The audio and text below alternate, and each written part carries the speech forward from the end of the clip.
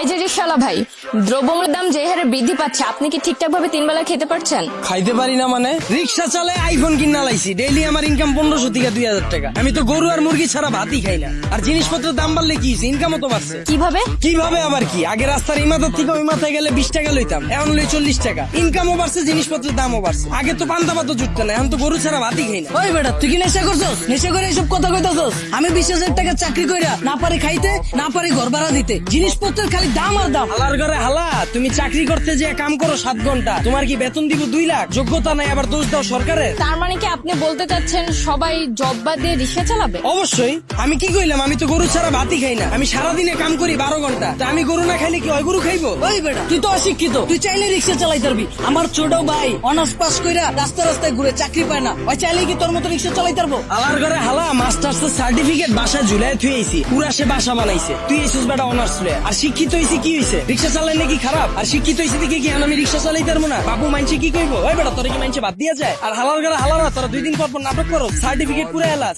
Honours masters pass করছো টাল্টিবেল্টি করে, চাকরি পাবি কইতে? যারা পাওয়ার হেরা পায়, এরা নিজেরা ওইভাবে তৈরি করে। তোরা 10 লাখ বেকার ঘুরো স্কিল লিগা, সরকারের দোষ দা স্কিল লিগা। তোরা যখন বুঝছস যে তগরে দিয়া পড়ালে হইব না, করতে গেছিস কে জোর কইরা? ও বুঝছি, সার্টিফিকেটের লেগা না? বিয়ার সময় যেন কইতে পারো যে আমি গ্রাজুয়েট, আমি ইঞ্জিনিয়ার, আমি শিক্ষিত। বন্ডামি বাদ দিয়া তোর বাইরে রিক্সা লয়ে বেরিতে। তার মানে আপনি কি বলতে চাচ্ছেন, আপনি নিজেও অনার্স মাস্টার্স কমপ্লিট করছেন, কিন্তু নিজেকে ওইভাবে তৈরি করতে পারেননি, যার কারণে আপনার জব হয়নি? হ্যাঁ অবশ্যই, মিছা কথা কমুকে। আমি নিজের ওইভাবে তৈরি করিনি, আমি জবও পাইনি, আমি রিক্সা চালাই না শুরু করছি। আর এই যে 10 লাখ বেকার ঘুরতেছে, একটাও কি বুকে হাত দিয়ে কইতে পারবো নিজে সর্বোচ্চ চেষ্টা করছে? আর এই যে 10 লাখ বেকার ঘুরতেছে, একটা বুকে হাত দিয়ে কইতে পারবো নিজে করে ওইভাবে তৈরি করছে, নিজে করে সর্বোচ্চ চেষ্টাটা করছে, তাও চাকরি পায় নাই? সারা রাত খেলছে কাঠ, সারাদিন গার্লফ্রেন্ডের সময় দিছে, ওরা চাকরি পাইবো কইতে? যারা পাওয়ার হেরা পায়। আর গ্রাজুয়েশন কমপ্লিট করছিস ভালো কথা, বইয়ের রিস্কে ব্যবসা কর, উদ্যোক্তা হ, ঝুঁকি ল, হাজার মানুষের লেগে রাস্তা খোল, এসব বন্ডামি বাদ দে। কিন্তু বাংলাদেশের মতো এরকম গরিব দেশে দ্রব্যমূল্যের দাম বাড়াটা কি স্বাভাবিক? ভাই খারাপ। এই দেশ গরিব দেশ কেটা কইছে আপনাদের? এই দেশে 150,000 কোটি টাকার সিগারেটই বিক্রি হয়। বিশ্বের ভিতরে 5 নাম্বার বিড়িখোর বাংলাদেশ।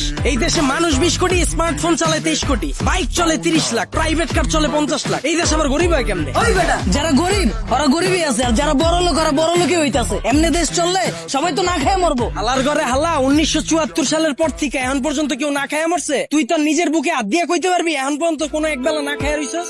হালার ঘরে হালা, 3 বেলা তো ভাত খাসি, লগে আবার বিকালের নাস্তাও মারা। আর যে কস জিনিসপত্রের খালি দাম বাড়তাছে, খামু কেমনে? জিনিসপত্রের দাম বাড়লে খাস কে, কিনস কে? বুঝে আমারে? তাহলে কি আপনি বলতে চাচ্ছেন সাধারণ মানুষ না খেয়ে থাকবে? এনে আপনি আবার সাধারণ মানুষ কই পেলেন? এনে তো সবাই অসাধারণ। আমরা সবাই বাংলাদেশি, আমরা সবাই এক। একটা জিনিসের যদি দাম বাড়ে, আমরা যদি এটা খাওয়া বা ব্যবহার করা বন্ধ করে দিই, দেখি ব্যবসায়ীরা কার কাছে বেচে। যখনই আমরা খবর পাই কালকে থেকে পেঁয়াজের কেজি 20 টাকা বেড়ে যাবো, ওই দিনে যাই আমরা দোকানে ভিড় করে লাই। তো দোকানদাররা তো আমরা বুঝেই দিতাছি, পেঁয়াজের কেজি 20 টাকা হোক আর 2 লাখ টাকা হোক, আমরা কিনা খামুই। যেটা মার্কেটে চাহিদা বেশি থাকবে, ওটার দাম তো বাড়বেই। আমরা যদি সিদ্ধান্ত লই আমরা খামু না, ব্যবসায়ীরা বেচবো কার কাছে? আর পৃথিবীর যখন জন্ম হয়েছিল তখন কি এত খাওয়ান দাওয়া ছিল? তখন কি এত বার্গার ছিল, পিজা ছিল? তখন কি মুরগির কালাবুনা ছিল? কে মানুষ শাক পাতা খায় বাচ্চা রইছে না? আর সরকারের দোষ দিয়া লাভ কি? আমরা জনগণ নিজেরাই তো চুতিয়া। একটা জিনিসের দাম বাড়লে আমরা ফ্রিজ ভরা শুরু করে দিই, ফ্রিজ ভরা বন্ধ করলে এমনি সবকিছু ঠিক হয়ে যাবে। আপনারা অনেকে জানেন গত 10-15 দিন আগেও আমার পেজে শুধুমাত্র 2500 ফলোয়ার ছিল। সো আমি কিভাবে শুধুমাত্র নাটক আপলোড দিয়ে এই 10-15 দিনে প্রায় 60,000 ফলোয়ার করে ফেললাম, এই বিষয়টাই আমি আপনাদের শেখাবো। আপনি নাটক আপলোড দিয়েও কিভাবে ইনকাম করতে পারবেন এবং খুব কম সময়ে আপনার পেজে ফলোয়ার নিতে পারবেন। আমি আপনাদের ভিডিও কলে আলাদাভাবে শেখাবো আপনি কিভাবে নাটকের ভিডিও এডিট করবেন, আপনি কিভাবে নাটকের কালারটা এডিট করবেন যেন সবার কাছে অনেক আকর্ষণীয় হয় দেখতে, আপনি কিভাবে আপনার ভিডিওতে লোগো অ্যাড করবেন, অথবা আপনি কিভাবে আপনার ভিডিওর মিউজিক এডিট করবেন যেন আপনার ভিডিওতে কপিরাইট না আসে। এই সকল কিছু জানতে আমাকে ইনবক্স করুন। অবশ্যই এটা পেড সার্ভিস। আমি যখন আপনাদেরকে সময় দেব, আপনাদেরও উচিত আমার সেই সময়ের মূল্য দেয়া। ধন্যবাদ।